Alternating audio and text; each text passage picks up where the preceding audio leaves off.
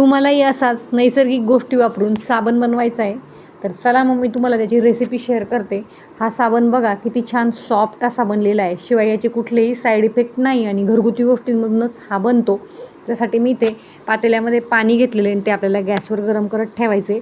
इथे मी soap base घेतलेला आहे, तो आपल्याला छोट्या छोट्या तुकड्यांमध्ये कट करून घ्यायचा आहे आणि एका ताटामध्ये तो काढून घ्यायचा आहे. याला आपल्याला डबल बॉइलिंग मेथडने मेल्ट करून घ्यायचं आहे. हे सोब्याचे तुकडे मी एका ताटामध्ये काढून ते आपण पातेल्यावर ठेवून घेतलेले. इथे मी मेण घेतलेले.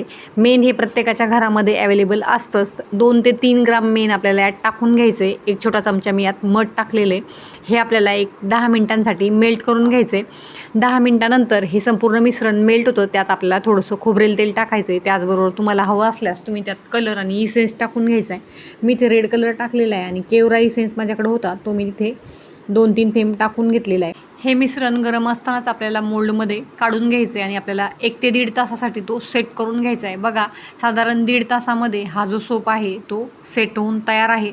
संपूर्ण नॅचरल गोष्टी आपण इथे वापरलेला आहे. कुठलेही साईड इफेक्ट नाही. लहानांपासून मोठ्यांपर्यंत सर्वांना वापरता येईल असा छानसा सोप आपण घरच्या घरी बनवलेला आहे. तुम्हाला तो कसा वाटला मला कमेंटमध्ये नक्की सांगा आणि तुम्ही ही रेसिपी नक्की फॉलो करा.